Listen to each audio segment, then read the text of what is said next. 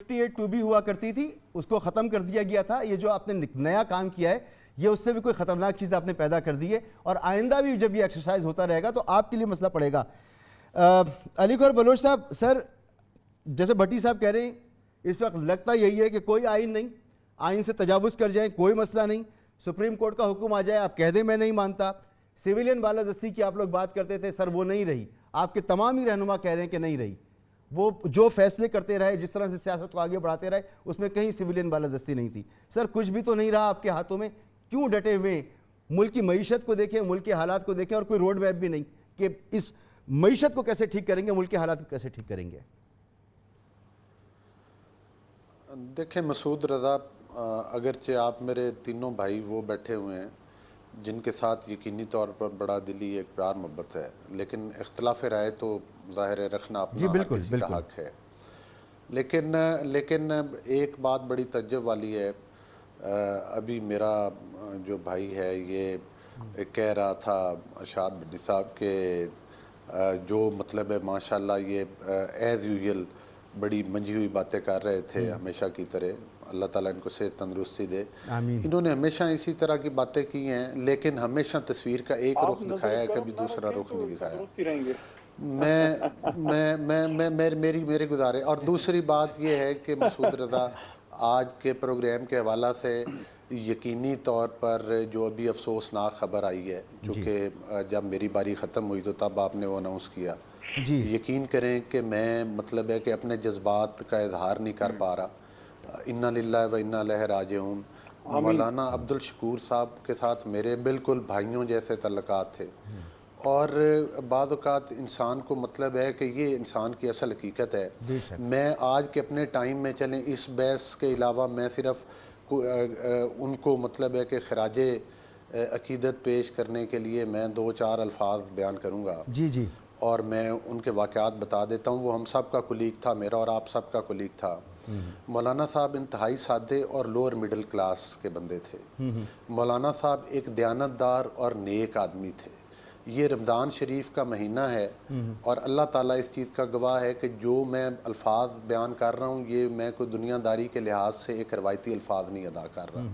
मैं उनको बहुत करीब से जानता था, और मेरे पास उनकी वो तस्वीर भी हैं कि वो अपने हलके में मोटरसाइकिल पर बैठ के अपने घर के जो गारे के साथ वो चुनवाई करवा रहे थे।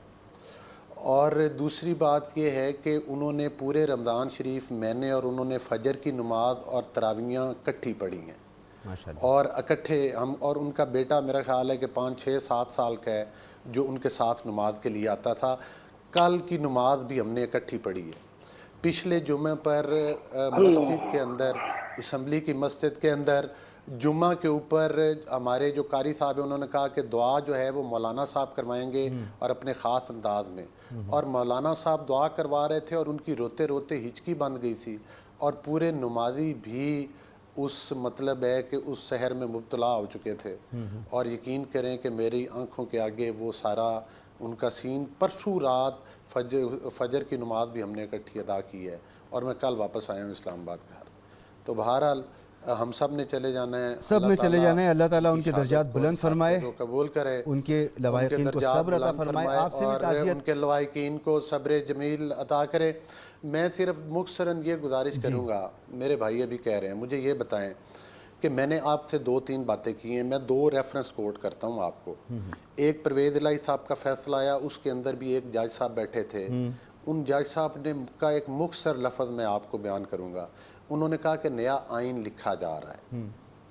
दूसरी मैं ये गुजारिश करूँगा कि जितने सुप्रीम कोर्ट के जजेज़ हैं, इस वक्त हम सुप्रीम कोर्ट की बालादस्ती की बात कर रहे हैं और सुप्रीम कोर्ट की भी आधी तस्वीर दिखा रहे हैं। बात यह है कि उन सीनियर जजेज़ ने जो अपने फ़ैसलों में लिखा है, जिन्होंने बंदयाल साहब के बेंच से इख्तलाफ किया है, किस बुनियाद पर किया है, और जो कुछ उसके अंदर लिखा है, मैं नहीं समझता कि उसके बाद हम बंदयाल साहब के जो बेंच है उसको ये कहें कि वो आइन की बालादस्ती की बात कर रहे हैं। इसका मतलब ये है कि बंदयाल साहब वाला जो बेंच है उनका रवैया जो है कानून और आइन से हटके है, और वो एक बायस्ड रवैया अपनाए हुए हैं, और वो कतई तौर पर अली भाई मैं कुछ अर्ज करूं, आप ही कंटिन्यू कीजिएगा। जो आप असम्बली की, जो आप मुकन्ना की, जो मेरी रहनुमाई कीजिएगा। ہماری عدالتی تاریخ میں بڑے عجیب و غریب قسم کے فیصلے آئے. وزیر اعظم کو پھانسی پہ لٹکا دیا گیا, کبھی غیر آئینی حکومتوں کو لیجیمیٹیٹ کر دیا گیا, عجیب و غریب قسم کے. ایک عام بندے کو اٹھا کر عدالت نے ڈال دیا جیل کے اندر اور بے قصور وہ سالوں سال اندر پڑا رہا. یعنی عجیب و غریب قسم کے فیصلے ہیں, لیکن ہر فیصلے کو قبول کیا گیا. کورٹ میں چیف جسٹس کا استحقاق ہے بینچ بنانا, چیف جسٹس کا استحقاق ہے نوٹس لینا. وہ اپنے استحقاق کو استعمال کر رہے ہیں. آپ عوام کے ووٹ سے آئیں, آئین میں ترمیم کر دیں, صد بسم اللہ. لیکن جب تک آپ یہ نہیں کرتے اور پھر عدالت کو اس طرح متون کرتے ہیں تو سر یہ سسٹم تو نہ رہا نا پھر.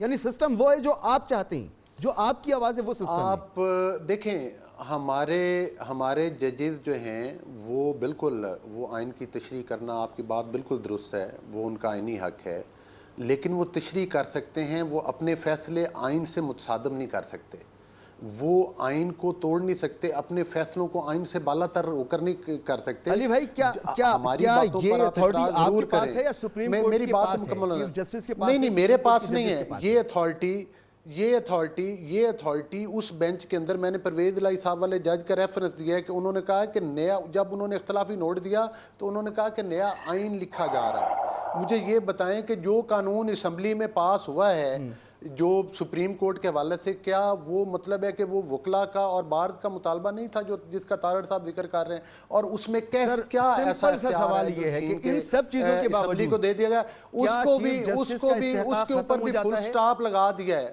یہ اتھارٹی آپ کو منتقل ہو جاتی ہے قانون کی تشریح کرنا. چیف جسٹس صاحب کا استحقاق ختم نہیں ہوتا, لیکن جب اللہ تعالیٰ آپ کو کسی منصب کے اوپر بٹھاتا ہے تو پھر آپ کی یہ ذمہ داری عائد ہوتی ہے کہ آپ اس کے تقاضے پورے کریں. سینئر سر آپ بھی ایک منصب پر ہیں, صرف اس سپریم لیے کورٹ کا فیصلہ اس سے 100 کہ وہ ان سے اختلاف رائے رکھتے ہیں, لیکن آنے کے بعد اگر آپ کہیں میں نہیں مانتا, سر آج آپ نہیں مان رہے, کل میں نہیں مانتا, میرے گھر میں بجلی کی لوڈ شیڈنگ بہت زیادہ ہوتی ہے, میں بل نہیں دیتا, مجھے ایف بی آر میرے جو ٹیکس ہوتے ہیں وہ ریٹرنز مجھے نہیں ملتے, میں ٹیکس نہیں دیتا, میں نہیں مانتا. ہر بندہ یہ کہنا شروع کر دے.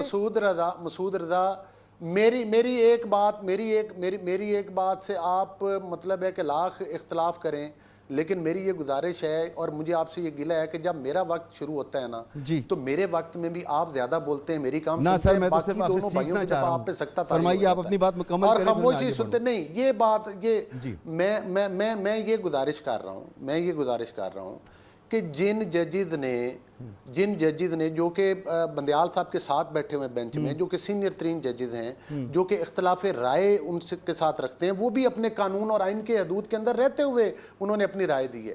ان کو صرف اسی لیے نہ بٹھایا جانا اس بینچ کے اندر کہ چونکہ یہ اختلاف رائے رکھتے ہیں, یہ قانون اور آئین کی بات کرتے ہیں, ٹھیک ہے, اور مطلب یہ باعث رویہ نہیں ہے تو کیا. اور مجھے یہ بتائیں, جب ہم نے مطالبہ کر دیا کہ آپ فل کورٹ ایک بینچ, ایک ظاہر ایک ملک میں ایک آئینی بحران پیدا ہوا ہے نا, ہم نے ایک اس کا حل دے دیا کہ آپ فل کورٹ بنا دیں, ایک اتنا اہم معاملہ سلجھ جاتا, کسی اپوزیشن کسی پی ڈی ایم, بالکل سر آپ کا پوائنٹ آ گیا, آپ نے اتنا بڑا لیکچر سنایا ہے, ان کو یہ لیکچر نہ سنانا پڑتا اور ہمیں بھی وہ فیصلہ ماننا پڑتا, سپریم کورٹ کے ججز یہ بات نہیں مانتے, نہیں مانتے یہ بات, وہ ایک فیصلہ دے دیتے ہیں.